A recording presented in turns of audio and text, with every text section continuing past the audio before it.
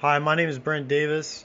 I decided to do my project on the objectification and representation of black women in today's mass media messages.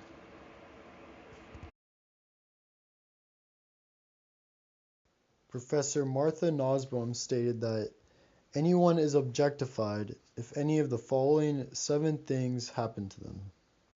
These 7 things include instrumentality, denial of autonomy, inertness, fungibility, violability, ownership, and denial of subjectivity.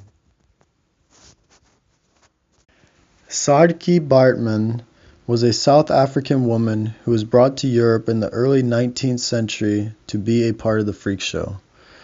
She was largely objectified and groped by the masses because of her large breasts, butt, and labia.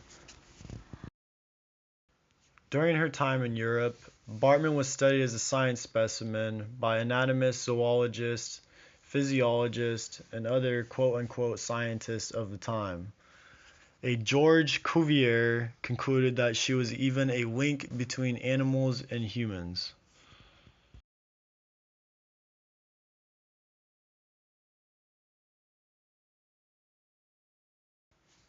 This largely contributed to the social construct and stereotype of the time that Africans were oversexed and of a lesser race. Baartman died at the early age of 26, and shortly after, her brain and genitals were preserved and put on display in a French museum. You may be asking yourself, what does this have to do with today? That was nearly 200 years ago. Well, folks, it has a lot more to do with today than you may think. Her mutilated body remained on display until 1974. Even after it was taken down, it took an additional 28 years until her body was finally laid to rest. During the music video We Can't Stop by Miley Cyrus, black women are used as stage props. This first frame shows Miley Cyrus facing the camera while there are dancing bears in the background. It's very subtle, but if you look closely, the legs of the dancing bears are those of the black women in the following frame. It is not until Miley is twerking that the black women are revealed in a completely separate room than the rest of the party. The lyrics accompanying this scene say that they are shaking it like they're at a strip club. Coincidentally enough, Miley is not shown shaking it nor twerking with any of their friends in any other scenes. That, in combination with the handprints on the lady to the right's pants, suggests that these black ladies are of a lower socioeconomic class and that Miley is only there for mere entertainment. The scene continues to show Miley grabbing one of the women's butts as if she owned it. This image is a compilation of footage of the only other black woman shown in the video. Once again, she is only shown in a room completely separate from the rest of the party. During the pool scene, Miley is shown slamming a doll into the water. Mid-slam, the video switches back to Miley slamming the black woman in very much the same manner. Miley uses the black women as stage props and ultimately reduces their humanity to that of an object, in doing so displaying her hegemonic power as a privileged white woman.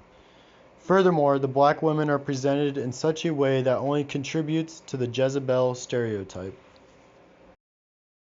The Jezebel stereotype, much like in Baartman's days, is the belief that black women are oversexed and have an insatiable sexual drive.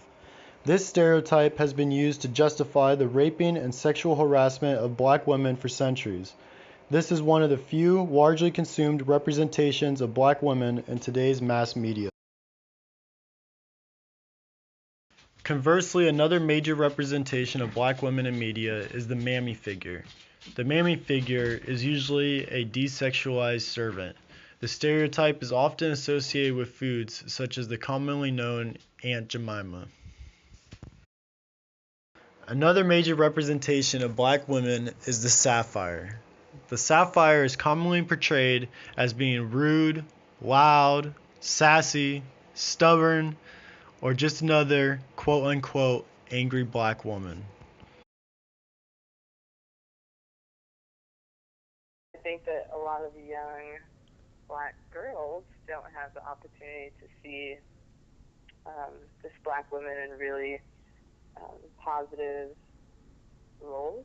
I think when media and other aspects of print media or whatever address that kind of that history of just black people in general being really marginalized and portrayed as just negative and bad in general, then it can kind of move past that and shape a character that's cool and like relatable and a real person in the world.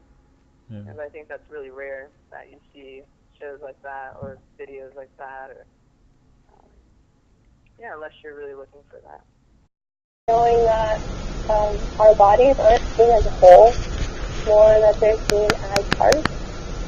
And I think that we are the only category of women who are seen as parts rather than whole, because those parts can be taken away and used and exploited by other communities. And you see that in popular culture, that it's now cool to have big thighs and a big butt and round lips. It's sexualized. Rather than like recognizing that those body parts actually bring life into themselves, and they are